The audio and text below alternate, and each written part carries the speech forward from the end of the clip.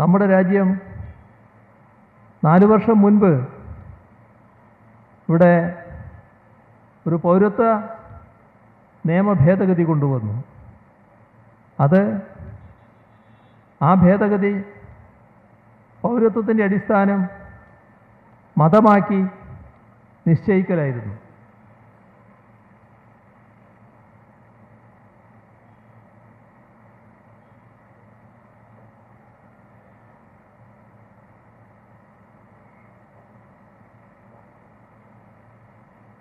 നമ്മുടെ അയൽപക്ക രാഷ്ട്രങ്ങൾ, ആ രാഷ്ട്രങ്ങളിലുള്ള ന്യൂനപക്ഷങ്ങൾ അവിടെയുള്ള പ്രശ്നങ്ങളുടെ മേലെ കുടിയേറാൻ നിർബന്ധിക്കപ്പെടുന്നു.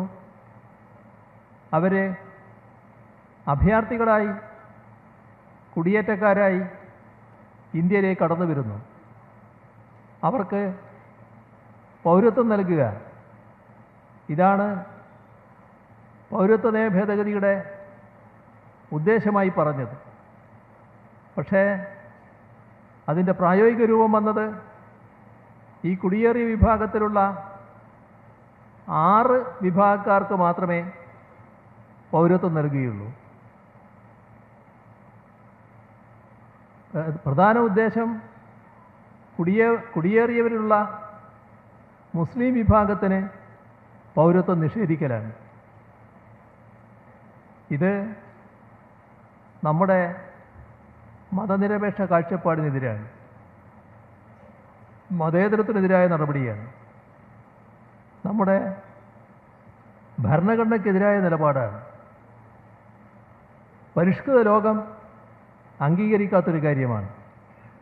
അതുകൊണ്ടാണ് ഐക്യരാഷ്ട്രസഭയും ആംനസ്റ്റി ഇൻ്റർനാഷണലുമൊക്കെ ഇതിനെ തള്ളിപ്പറഞ്ഞത്.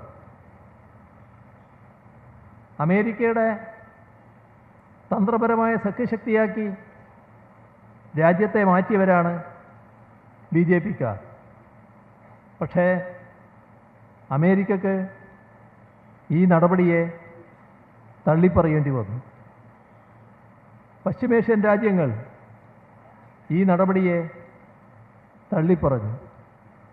ചൈനയടക്കമുള്ള ഒട്ടേറെ രാഷ്ട്രങ്ങൾ ഇതിനെതിരെ രംഗത്ത് വന്നു.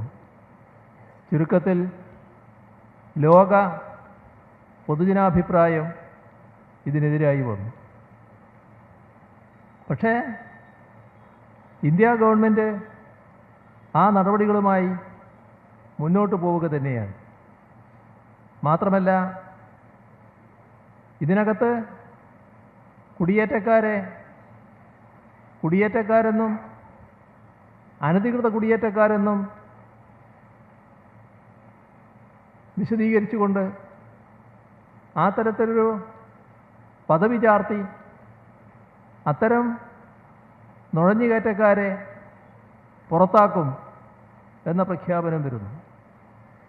ഇവിടെ നിർത്തുന്നില്ല.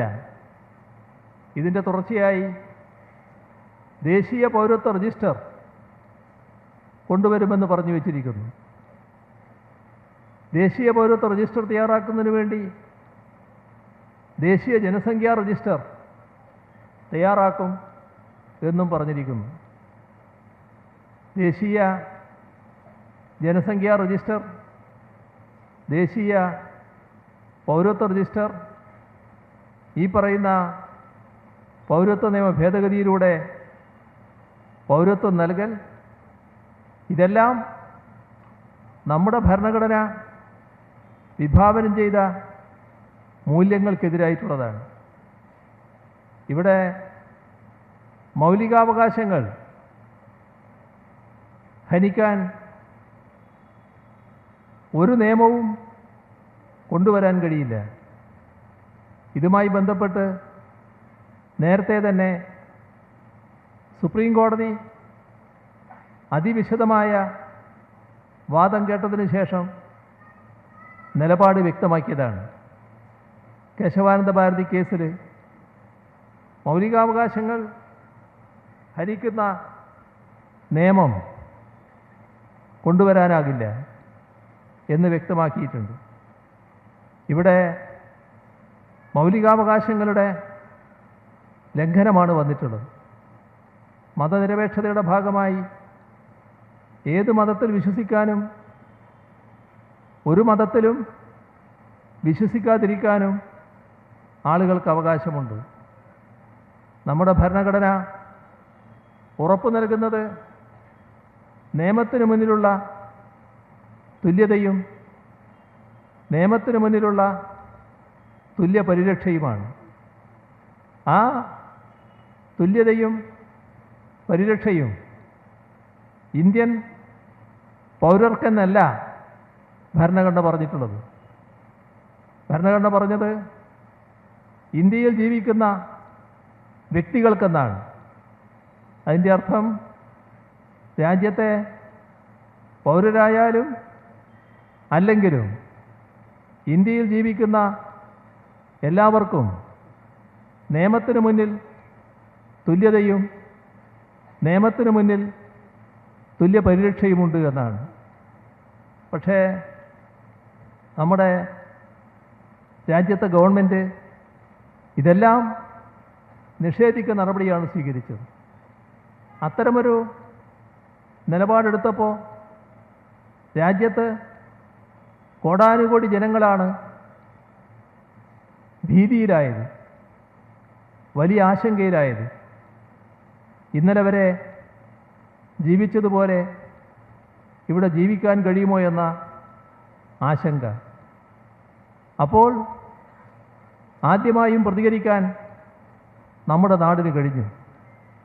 അത് നമ്മുടെ നാടിൻ്റെ പ്രത്യേകതയാണ്. ഇവിടെ ജാതിഭേദവും മതദ്വേഷവും ഏതുമില്ലാതെ സർവരും സോദരത്വേന വാഴുന്ന നാടാണ്. ആ നാടിൻ്റെ പ്രത്യേകത വെച്ചുകൊണ്ട് നാം അർത്ഥശങ്കക്കിടയില്ലാതെ ആദ്യമേ തന്നെ വ്യക്തമാക്കി, പൗരത്വ നിയമ ഭേദഗതിയായാലും ദേശീയ പൗരത്വ രജിസ്റ്ററായാലും ദേശീയ ജനസംഖ്യാ രജിസ്റ്ററായാലും ഈ കേരളം ഇവിടെ നടപ്പാക്കില്ല എന്ന് ഉറച്ച സ്വരത്തിൽ പ്രഖ്യാപിച്ചു. നമ്മുടെ ആ പ്രഖ്യാപനം മാത്രമല്ല, നാം എല്ലാവരും ഒത്തുചേർന്നുകൊണ്ടുള്ള പ്രതിഷേധ രൂപങ്ങളാണ് സംഘടിപ്പിച്ചത്.